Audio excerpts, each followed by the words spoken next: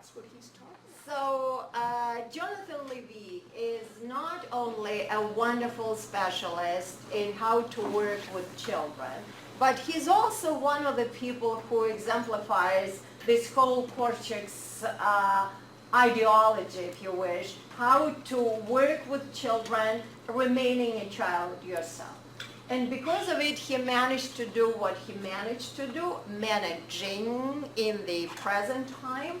And the rest he will tell you. He is also vice president of the International Cortex Association, which has about, what, 30 countries, I believe? About. Yeah. So he's an official in a way, but in many other ways, he's definitely a great, very talented educator. So I think we're all lucky to have him here. And without further ado. Thank you. Well, that's a lot to live up to. Thank you very much, Tatiana. Sure, Thank you. sure. So I'm really, really happy and honoured to be here in this wonderful campus and at UBC and to be with you. I'm very grateful to Jerry and to Tatiana to invite me to do this. What I'm going to suggest we do is we're going to work in kind of 4 stages over today and tomorrow. So what I've planned is my sessions are all linked together. They're not kind of separate bits and pieces. They're part of a story. Because I believe that stories, you know, we all grew up learning through stories, and stories are probably one of our most basic pedagogical tools. And what I'm going to suggest is that we start off, first of all, to look about, I'm going to follow from Tatiana, who's done this great groundwork with you of understanding Kojak and understanding the rights, which we've done this morning. And I'm going to follow on from there to what are the conditions which bring those alive for children? Because it's not because we tell them that they've got rights or that we demonstrate they have rights. There are certain conditions which need to be put into place to make that happen. And there's an incredible gap with a lot of children's lives between the discourse, the narrative around rights, and the reality, the everyday reality. And the model that has been given to us by Kojak is a living model where he actually put them into practice. And it's from that inspiration that we need to bring that to an actualization of today, of how that can happen with today's children, because we're no longer in the 1920s or the 1930s. So what is it? How can we bring them alive today in our context? So in order to do that, what I suggest is this morning, I'd like to just explain some of those basic conditions from my own experience and to discuss those with you. And this afternoon, I'm proposing we'll do a practical workshop where we will kind of simulate how those conditions can come about, okay, so that we can practice those. And at the end of the day, with Tatiana, we'll look at the practical implications and discuss those and debrief.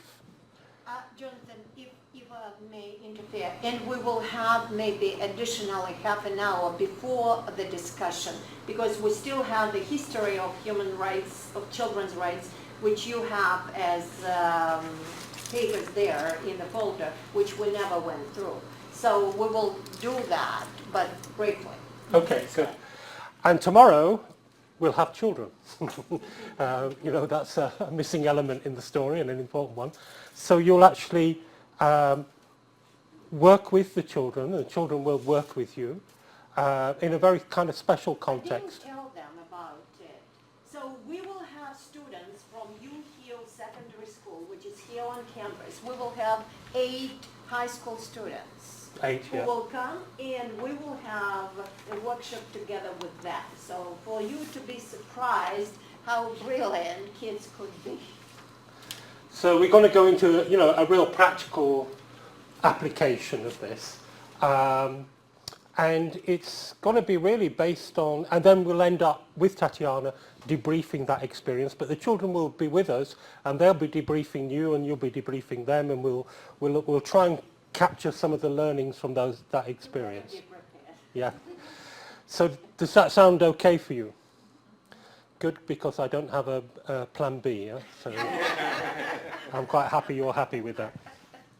So the title of this Summer Institute is wonderful. It's wonderful for me anyway, but I think it's a wonderful choice of title because it's child advocacy in action. And that's really what we need to do. That's what practically the whole of my work is involved in, how to enable, to empower, to and help adults to unlearn in that mix, to give children the possibility that they have their major role in transforming society. In other words, we can't transform or make society better without children, which represent, let's face it, a third of the world population. And in some of the countries, in Africa, in Asia, it can go up to 60% of the population. So we can't possibly find the right solutions to the woes of the world, the problems of the world, without children. It's just unfeasible. And yet we do that all the time. So children's participation is at the base of child advocacy. So what is the problem of child participation? So what we're really talking about is children as rights holders, not just as adults as rights givers to children. You know, that's not what we were talking about, and certainly not what Tatiana was explaining, how children have rights. So in order to have rights, they have to be rights holders, and therefore participation is the basis of every human right, including children's rights. So globally, we were at a critical junction with growing environmental, economical, and political challenges. Working in partnership with children and young people is essential if we are to find the solutions to these challenges and create more just, sustainable, inclusive, and equitable societies. We can't possibly do it without them. So it's not just a great idea for children to participate, but it's actually vital and it's essential, and from their youngest age. And it's not just a legal issue, but what's very interesting is that it goes from the individual and their well-being, because we know that contribution and receiving and being able to give and to be able to receive what that contribution is has an incredible effect on self-esteem. And we know that self-esteem builds into self-confidence, and we know that without it, a lot of the problems of the world start to happen. So it goes from the individual's well-being to the society's well-being, and in the intermediate, the well-being of institutions like schools, like families, like hospitals, like other organizations that we all need. So it works on every level of society, is a necessary fundamental issue. So participation is the building block of democracy. Globally, it is the means to create active citizens and thriving civil societies, the foundations for dynamic communities and economies, and to hold governments to account, and when necessary, challenge corruption and undemocratic practices. So that's the fundamental basis of why participation is so important. And it's not by magic at the age of 18 that we suddenly become democrats in our thinking, in our style. It's a learning process from the very beginning.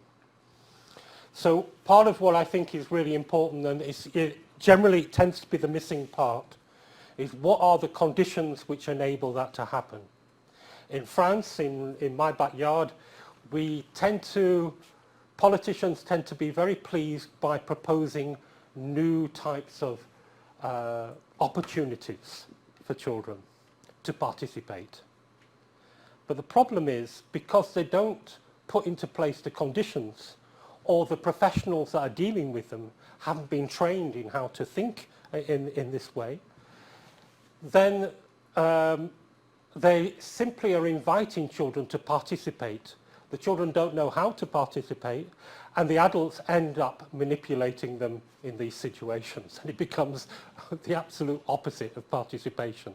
So it's not just a question of creating new opportunities like children's councils or children's parliaments or whatever, and they're expecting everything to happen without actually studying what those conditions are. And that's really what, it's more the how-to than the why or the what that is generally the problem. But on the other hand, we have this very bizarre thing happening in education, probably globally, where we start to discuss tools for some strange reason. We start to say, this thing is not working, this thing's great, this works with my students, that's not working, blah, blah, blah.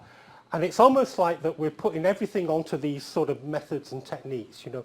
And that's why Kojak is really interesting, because he wasn't that interested in methods. He basically said that what worked today probably won't work tomorrow, because children change, and they're not necessarily the same children, or even if they're the same children, they're not in the same mood, you know. So, you know, blaming things or saying this tool doesn't work and that, you know, it's like giving me a very expensive electric guitar like a Gibson Les Paul or a Fender Stratocaster and expecting me to play like Jimi Hendrix or Eric Clapton. You know, you'll be really disappointed. So, you know, it starts with us, and it starts with what Kojak really gave us, which is a way of thinking of children and a whole philosophy of childhood and education.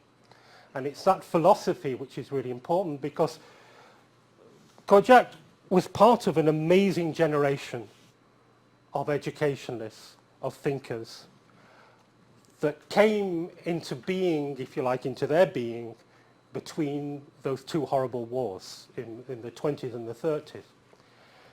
And there's a whole group of them, as you know, that did amazing things and argued for democracy, for freedom, for critical thinking of children, and particularly in the aftermath of the horrible First World War, where the whole population were ready to put into question the authoritarian system of education where you had to follow rules and regulations. And they realized that, you know, they wanted children to have a better future and to think for themselves. So actually, although those pedagogues didn't have much joy at the end of the 19th century, they had a very good audience, I would say, in a lot of places in the world because of the horror of that war. But at the same time, of that freedom of thinking and that wonderful period of experimentation which happened all over the world, you know, in lots of places, in India, in Japan, in Latin America, probably here as well, and you had John Dewey in America, and you had all these people all over the world.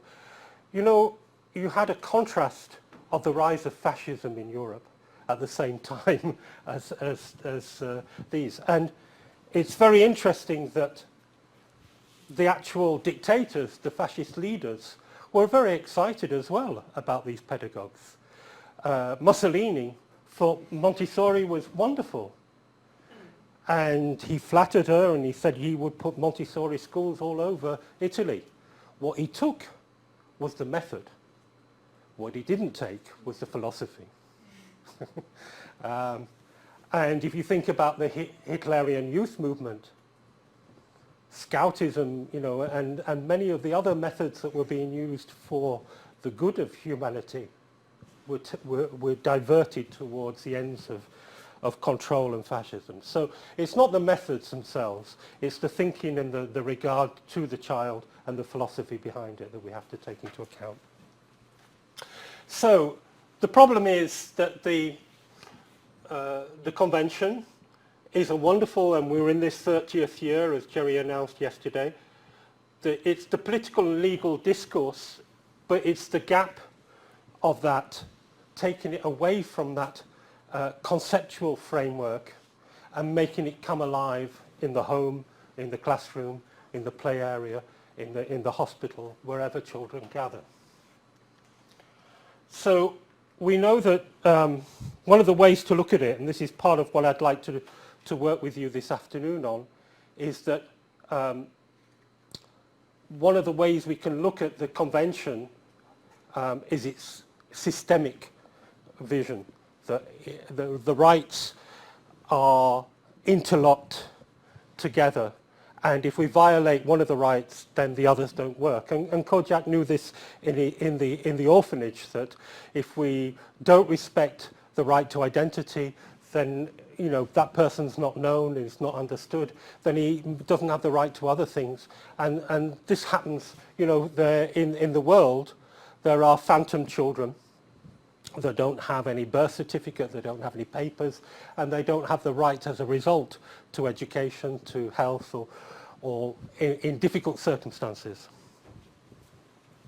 So that's one way to look at it, is the systemic aspect to it. And unfortunately, although we've intellectually understood that systemic view of rights, that they're not like a shopping list, that I want that one, but I don't like that one. You have to take the whole package. Unfortunately, what we've done in our separatist, particularly Western world, is we've separated them and we've created specialized professions that are dealing with different aspects of it. So this doesn't help in a way of providing for the child a global, holistic experience of their rights. We've actually even created jargon which is to do with protection of children. We've created jargon which is to do with provision for children and so on. And what we need to do, if we're going to build it together, is to make that all come together. And that's what I propose that we do. Does that make sense? So, working on the 3 Ps, does anybody know what the 3 Ps are in children's rights? No? That's good. It means I'm not going to bore you too much. The 3 Ps. So we can regroup all the different rights in the convention under 3 Ps. So the first P is provision. So there's a whole set of rights in the convention which says that we need to provide to children. This means that the member states that have ratified that convention should provide children with a multitude of varied situations, contexts and institutions which need to be provided for children. For all of the children to be well, they need health, they need education, they need early childhood opportunities and institutions. They need a warm bed, they need good food, they need a family. They need a lot of things which governments and decision makers need to provide to them, both locally, nationally, internationally. So provision is a fundamental aspect of children's rights, and there are many articles in the convention which stipulate that children need to have those provision. It also says in the convention that children, and this is what Kojak... I'm sorry to interrupt. You have the full text of the convention in your folder. You can bring it up and maybe follow, because they have the full text. Yeah. Okay. So the convention also tells us that we need to not just provide schools and hospitals and leisure areas and play areas, but they need to be of a certain quality, and they need to be the best quality we can provide. It doesn't tell us what that quality is. It leaves us up to us to provide that quality. But it's not enough to say that we've got a school and children are going to be shouted at or beaten up when they go to school. That's not what it's about. It's not just access to education, but it's access to quality education. So we've got provision. The second P is protection. Because of the age of the child, children need to be protected. So they need to be protected, and there's a whole series of rights on this, that children have to be protected from all forms of abuse, neglect, exploitation and discrimination. This is the right to safe places for children to play, etc. Now, what's interesting about Kojak is that he saw protection as a liberating force. It's not simply don't touch this, don't go there, that's dangerous. It's not that thinking about protection. It's more to do with creating a safe environment where children feel liberated, free, in order to participate. So we'll look at that connection between those two. And of course, one of the big problems is that we can either, with protection, it's like on a scale, we can go to an extreme where we overprotect children. And where I come from in early childhood, because I train early childhood professional students, we've created an overprotected environment, particularly in the creche and institutions, where as soon as a child is dirty, you've got to clean them, and they're not allowed to make a chocolate cake because they might poison someone, and they're not allowed to play with sand. You know, we've gone to incredible extremes where children have got adults that are so present that they haven't got a chance to even experiment with things. We'll come back to that. So that's one extreme. The other extreme, of course, is where we underprotect children and they feel in danger. So that doesn't help children feeling safe in order to participate. So it's finding a balance, and I think Kojak experimented with that. There's no fixed point on that scale. It's different with each child, with each adult, with each context, but it's actually being conscious of finding the right balance. And if we look at protection, just to give you some examples, even after 30 years, we've still got problems. This is female genital mutilation, and you can see this is in percentage form, that just one issue, you know, of the girl child, that this horror still exists, even though it's outlawed in every country in a clandestine way. These horrors are still existing, and we're still mutilating young girls and women. And this is just one example of how the non-respect of the convention is still happening, and culture, of course, is not sacred and needs to be challenged in these areas. Another example is child marriage. This is India, which has one of the highest rates of child marriage. So you see in one of the states, Bihar, 68% of children underage are being forced into arranged marriage. So again, and this of course destroys childhood. A lot of the girls are pregnant by the age of 13, 14 or whatever.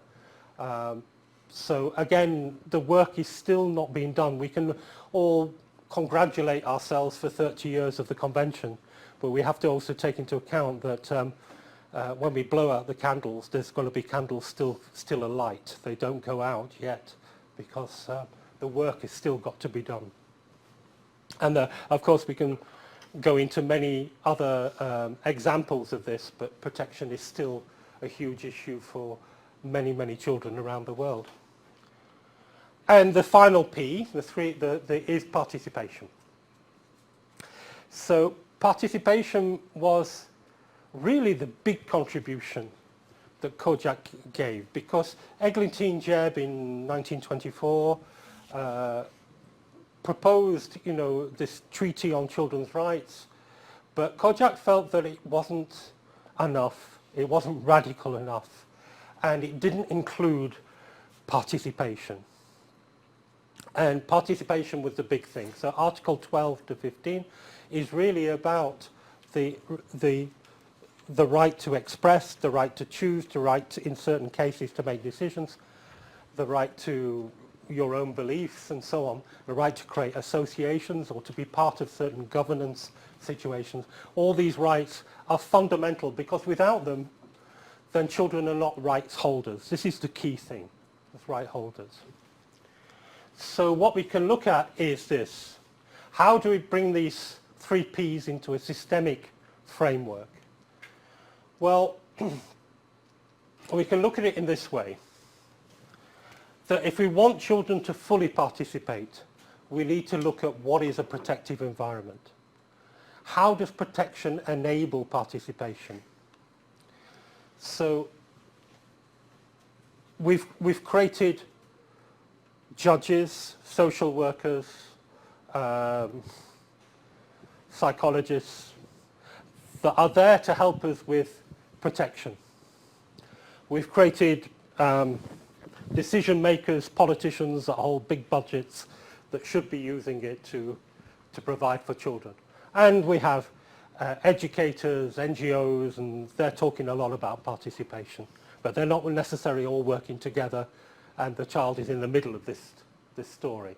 So what I believe we need to do is to create an environment, whether it be the home, whether it be the school, or whether it be the whole society, where these three Ps really interact and work together. So that what we're talking about is the key thing is participation. In order for participation to happen, we have to study how do children feel safe? What are the conditions which they feel protected and enabled, and they don't feel intimidated or humiliated, but they feel empowered. And it works the other way around. Children are not participating to participate. It's not a game. So children can participate with adults to create better protection. So whatever their situation, whether it be in a war situation or whether it just be in a normal, happy home, it doesn't matter. What's important is that they can participate to develop a better environment in their situation and in the world. So that's important. And it works the same way with provision. Children will fully participate, can fully participate, if they're provided with the right tools, with the right environment, with the right space, with the right activities, and the right people. In other words, people that are trained, people that understand, people that, as you said before, take them seriously. You know, all those conditions are necessary for it to work. But participation is also to provide better provision. And children can work with adults to create better provision. You know, if someone said to me, I'm 63, so if someone said to me, you know, Jonathan, could you create a play area for children? Well, my first reaction would to say, well, I need to talk to some 9-year-olds and 8-year-olds or whatever, because I no longer look at life as an 8-year-old, you know, and what I used to think was a great place to play is probably not that wonderful anymore, you know. I have no idea. But anyway, it would be more intelligent and it would be obvious that I'd have to work with children in order to create the best provision possible. And yet we don't do that. Isn't that strange? It's almost like if I were to make a parallel with women's rights, it would be like, is it Siegfried?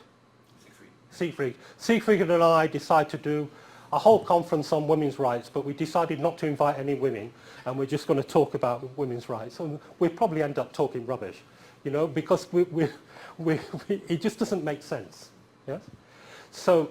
Yeah, and definitely women are so different. I'm thinking I would never admit how old I am just in front of Well, there we go. Yeah. We've established a difference. So, so what this is coming to is it's a whole issue of what we might call transformative learning. So as opposed to conformist learning, it's not learning to fit into a society. I mean, if society was wonderful, then why not? But it's not reproducing what society is, but it's transforming it in a positive way. So we need children to be critical, we need children to question, we need children to participate actively to make and improve a better society. Which led to what I called originally CATS, which was Children as Actors for Transforming Society, which is a program that we've created where children and adults, I felt that what was missing was not the blah blah as I'm doing now, but the actual living experience. And what people were agreeing with me and other people that were saying the same sort of things. That's not the problem. The problem is actually, how do you do it? And I realized what we needed was a laboratory where adults and children can come together to really experiment. So what we did is, each year we brought about 50 nationalities from around the world, from all the different continents, of children and adults coming in delegations from NGOs, from schools, from social settings, from care settings, and to come together, about 300 people, 150 adults, 150 children. There might have been 149 and 151, so you'll excuse me, but more or less half and half. And it's always co-designed the year before by a group of children and adults that co-deliver together a 7-day residential experience. I don't call it a conference. It's a kind of forum through workshops, group work and plenary work that we all come together and we design something where we are empowered of living children's participation in a situation and then taking that experience back into the field. Well, I couldn't do it by myself, so I got together with a group of NGOs and we're backed by UNICEF and Save the Children, World Vision, so we're getting backing from the big NGOs to some extent, and also smaller ones as well. Sorry? Where does it take place? Well, it was in Switzerland. Now, this year in July, we're doing it in France for the first time, World One. And in February, we decided to regionalize it. Well, 2 years ago, we decided to regionalize it. So I decided to take it to India. And we started to do this. Now it's called Child Rights in Action. And we did the first one in February this year in India. And it was co-designed. It took us 18 months, but it was co-designed by children from slum areas in Mumbai and Delhi and Kolkata. We got together with NGOs, Caritas and World Vision and some other NGOs, national NGOs, and we co-designed the thing together.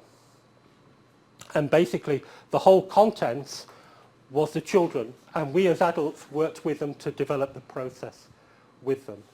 But it wasn't us telling them this is the subject. They were coming in and saying, well listen, I live in a slum in Mumbai and we have no toilets. So this is a big issue and a big problem of dignity of children and their rights. So they were bringing in their experiences and their problems, and we designed around them. So it's based on the idea of what we call transformative pedagogy, which comes together with four conditions to make this come alive. One is it has to be experiential. We have to make this into something which we're actually living, and it's not simply intellectual, cognitive, but it has to be emotional, it has to be physical, it has to take into account the whole environment, it has to be spatial. So it's a global experience. Secondly, it's a laboratory, not just for children, but for adults. When I say children, we start at 3 years old. And it's a challenge. What do you do? How do you make things exciting, interesting, and learning when you've got from 3 to 80 in the same room? And that's the educational challenge. And we have 300 people, okay? Some of them are 3, some of them are 5, and it goes up. And we don't call plenary sessions, we call them together times. You know, it's no good making speeches. So we had to design interactive activities with 300 people to make it significant as much for the adults as children. And I would say that adults actually learn maybe a little bit more than the children do, because they learn to listen. We do what we call community groups, where we split the whole of those 300 people into groups, and they meet each day, and they're a mix of children and adults. And they start to learn how to listen to children, everything that we're talking about, how to take them seriously. And we do workshops, which are kind of capacity building moments. We do different things during the day. And so it becomes like a laboratory. It's never perfect. It's not looking, and I don't think Kojak looked at perfection. He saw it as a laboratory, and we learn every day, you know. And when he was in his earlier days, went to the summer camps, he talks about how much he learned, how the mistakes he made, and how he learned from the children to understand the situation. And it needs to have a coherent storyline. So we build a story each day, and we build it throughout the week. So in the Indian experience, it wasn't just India, we brought in other countries from Asia, from what we call the SAARC countries, which are the countries around India, but it was based in India. The children chose a title, which is called Safe and Sound. So that was our storyline, that was our theme, and it was an umbrella theme. But the baseline of that was, and this is what the children came up with, safe and sound, because a safe world for children, Yeah, because a safe world for children is a sound world for all. And that was the thinking behind it. And through that, we came up with a metaphor of a bell. And the idea with the bell was the children's voice. And each day we rung the bell louder so the children's voice could be... And we ended up going to this little town next to where we were working to do a call for action. But we built up a story throughout the day. So it's not like a patchwork of different bits and pieces. And one of the problems for children find in schools, particularly mostly in secondary education, is this patchwork where they go from chemistry to geography to history and trying to understand the connections, or there's no connections, and it's difficult for them to make sense. So it's important that although we do very different types of things, that there is linkages to make this coherent story.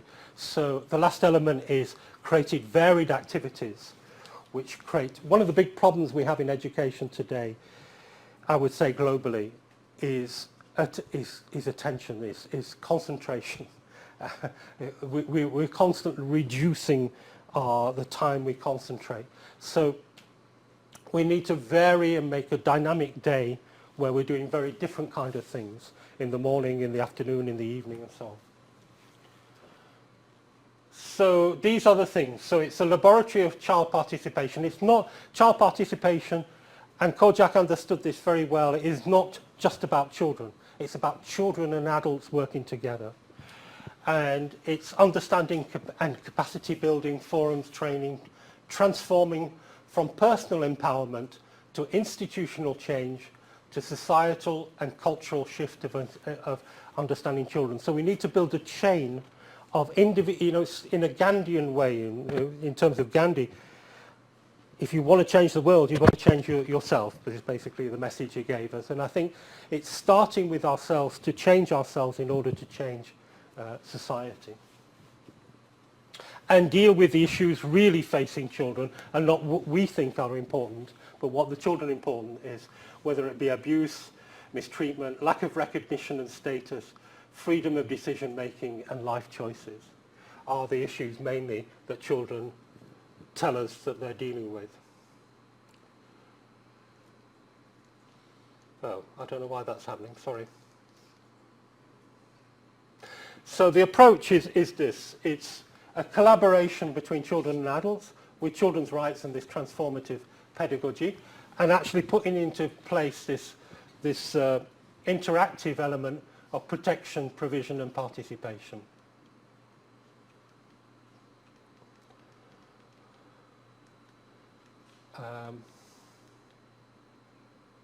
So these are the three levels that have an impact on the children that we're dealing with. So it's about empowerment. So it's empowerment within. So it's recognition of the right to be heard, believing one's ability to succeed, self-confidence, dignity and self-worth, and it's a power with. So it's coming together to learn from each other. So when we have 50 nationalities that don't speak the same language, children are incredible. Adults have problems, but children find a way of dealing with each other. But it's empower with building partnerships, collaboration, mutual support, valuing common strengths and experiences. And it's an empower to, from a societal point of view, fulfill dreams and aspirations, challenge violations, participate in decisions, influence policy and legislation, claim rights, and hold duty bearers to account. So we had MEPs, that's members of the European Parliament, come to our event. We had decision makers, we had ministers, we had top people from UNICEF, etc., coming and really participating. We didn't want them to come to speak. One or two we had to let them speak, but they came to participate. And we said, look, condition is you don't come along, make a speech and say, thank you very much, wonderful what you're doing, and go away. No. You stay for the whole week. And we got them. We got people from the UN Committee on the Rights of the Child. We got all sorts of different people coming, and they stayed. And what they got out of it was very valuable for them. But as a result of that, people from, for example, the European Parliament invited some of those children to come and train some of the parliamentarians in how to speak to children. So, it does have a knock-on effect.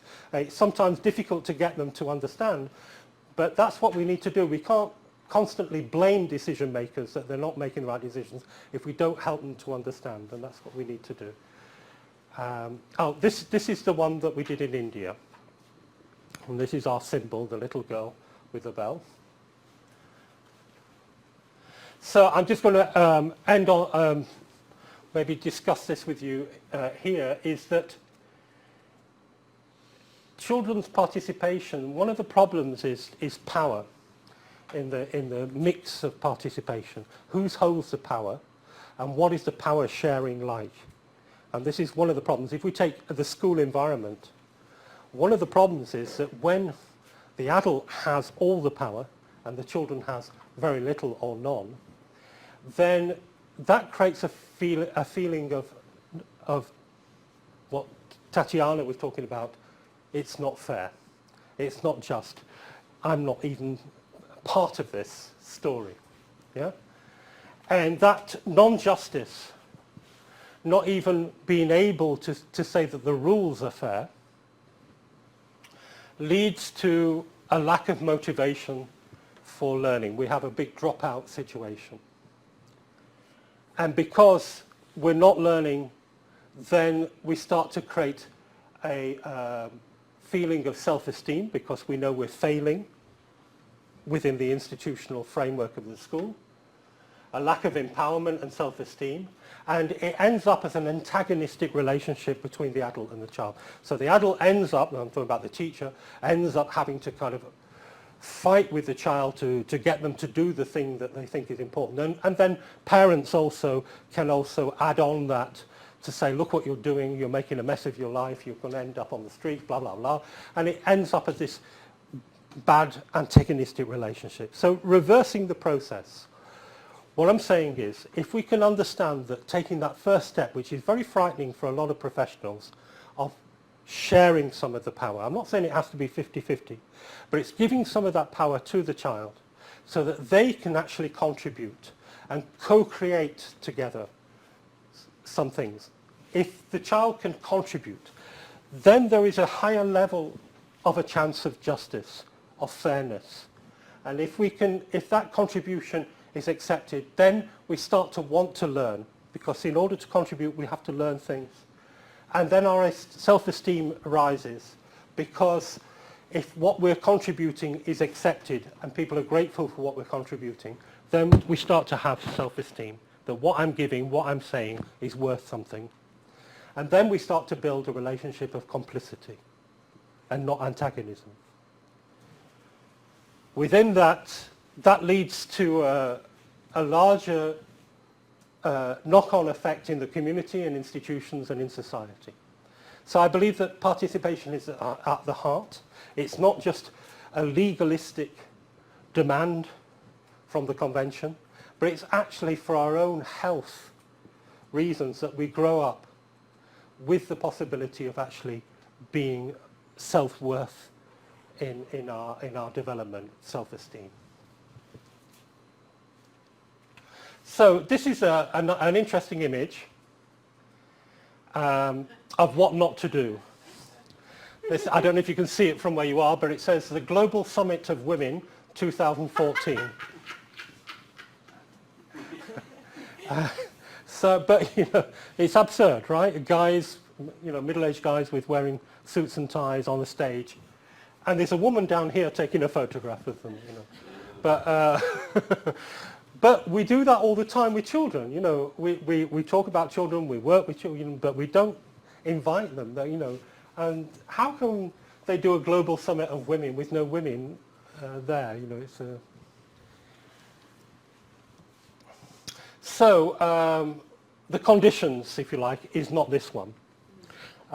We can't oblige, force, or manipulate children to participate. It has to be a co-production, and we have to, where sometimes we get it wrong in participation is we as adults in a kind of a well-meaning way, we say there's a great project, you should participate in this.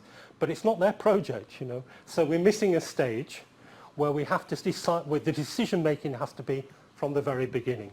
And it's great participate from our point of view. Yeah. Otherwise, you know, without participation or learning how to participate, we end up, you know, with a political system that could lead to, you know, sheep being led. So what we need to do is, you know, is constantly have a call for action. So advocacy is a key word. It's a key word for this summer institution.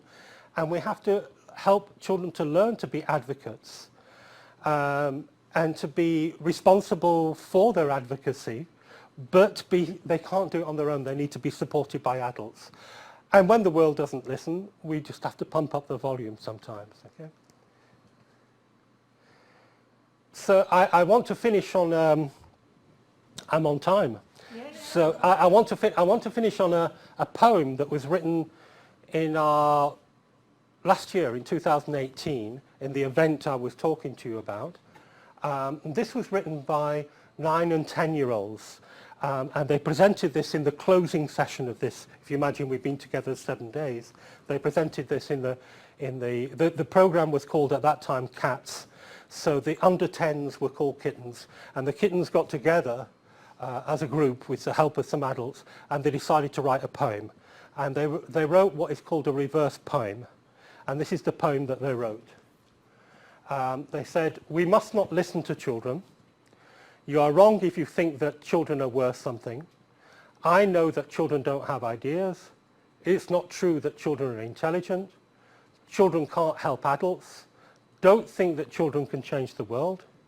By listening to us, by loving us, by encouraging us, we will get nowhere. It's useless. Hitting us, ignoring us, that's the most important thing. Listen to us, unless you reverse the thinking. And listen to us, that's the most important thing. Ignoring us, hitting us, it's useless. We will get nowhere. By encouraging us, by loving us, by listening to us, children can change the world. Don't think, that children can't help adults. Children are intelligent. It's not true that children don't have ideas. I know that children are worth something. You are wrong if you think that we must not listen to children." So